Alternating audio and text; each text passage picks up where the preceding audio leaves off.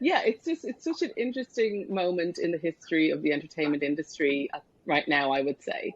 Um, Obviously, we're off the back of a pandemic charge launch to streaming wars. The streaming wars kind of kicked off late 2019 when Disney Plus launched its answer to Netflix, that over the top SVOD service.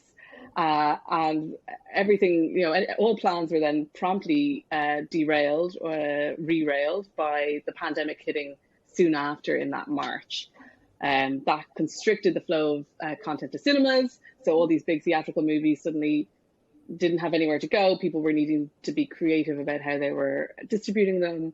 Um, I think for all of us in the pandemic, there was that bite lip moment, and it's going to go away, right? And then it's like, no, it's not going to go away. We actually need to plan for this to be a reality for a little while. I think everybody can identify with that on multiple levels. But it's essentially led to 2 years of like a very, very pure landscape for the performance of movies and all content on streaming, because this, like, cinema has been, obviously it's kind of come back and gone and come back and gone. Only now we're kind of resetting in the new normal of post-pandemic of a post-pandemic landscape. Cinemas are open at scale, and we're starting to see movies and movie performance recover to what it would have been pre-pandemic.